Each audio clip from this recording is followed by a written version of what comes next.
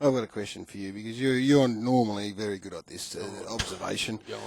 We got here, Damo said to us in the car, we said we need, because we got here about 5, because we had a good run and we need to eat. Someone told us to get out, make sure we left at 4, but anyway, we'll move on from that one. Well, where would you rather, sit out here and not stress, or it was sit good. back? No, good call. Hey, I'm your own member. Good call. Right. No, he's not. I'm his man. Oh, yeah, you are, actually. So we get out here, and Damo says, there'll be 15 or 20 coffee shops open. One dodgy Gypper down there at a coffee shop. So anyway, we sat down. I want you to describe to our listeners, particularly back in Melbourne. I think we're going to Sydney today too, aren't we? Which is wonderful. Yeah. Welcome. Yes. What sort of is the average Sydney Swans supporter? Give us a bit of a snapshot of what that gypsy looks like. They're a vagabond drifting Gypper. Are they? Yep. What do you mean? They're not your locked-in, normal, straight-up stylings. They sort of come. They're eclectic, Garry. They come from all parts. So there's not a little box No. you put them in there? No. Well, There's an Eastern Suburbs clique as a rule. Well, no, there's certainly There is that. And what they do, Damo, which is really good from a corporate sense, is they do spend. Right. So the Sydney Swans do well out of some of the really good money in that part. I'm just talking about your But ranking take me through file. the Vagabond Gypper. Well, in other words, they just drift in and have a bit of a look and then bugger off back out again, and then they might be another 6 or 8 weeks purple. I tell you what interests before they me. sample again. What interests Nothing me. wrong with that, by the way. They're engaged. Vagabond Gypper. You don't see often back in Melbourne, where we spend most of our time, is that the Gypper can come with just the jumper and nothing else. No, and that is... And a real brown sort of tinged gypsy Yep. walks in with a sort of a cargo short type setup and a van. That's it. Pair of van. They'll roll and they with the sort van. of roll in with the jumper, the sleeveless. it. One thing I have The noticed, merch goes well up here. the guys over 40 love wearing the jumper. And Which is allowed, but... you know my love of that. I love an adult human being with a footy jumper. I just think it's a phenomenal thing at the footy. And the girls go sans top under their jumper too. Yeah. Oh, hello.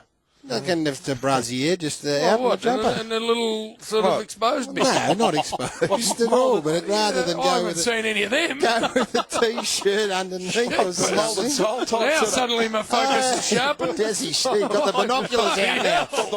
Where are they? And the other thing is, the food stylings are somewhat different. Normally you're flat out getting a hot dog or a pie, which is traditional fare. It was good. Today we had a Some had more than others. sort of Lebanese type, almost paella sort of 4 gypsies around, just stirring it up and chopping it.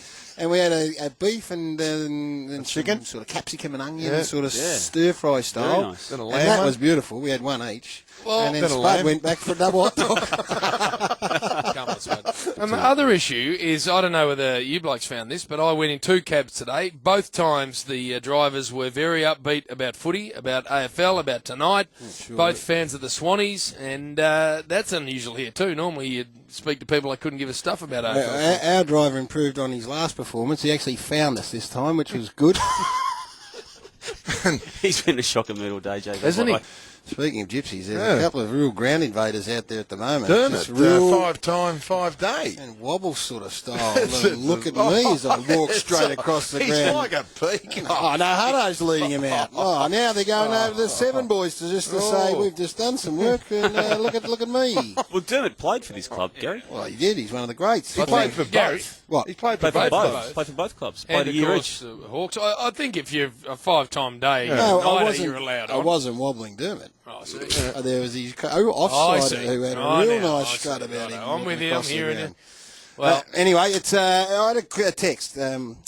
Just by the way, whilst Big Duke's not here, the All Australian, the amount of texts that have come through. Oh, yours tweets, right? Yeah, I'm here. Just belting Spud and Duke over there, All Australian. You're happy with the team, Joe? As Rightly so. comprehensive a victory for me and the Warrior in that argument as I've seen on the Twitter all year. But Gary, anyway, I won't rub it in. what I'll repeat to you is what I said to Spud yesterday, and that is I was at the function and disgusted at 2 or 3 of the pieces of work that the Duke, Roo, and I got your Spud tweet presided over. actually. It's So- pretty succinct and So to the point. I sent a text immediately to all 3. Yep. And there wasn't a lot of science in it, Purple. It was a pretty straight message I was sending.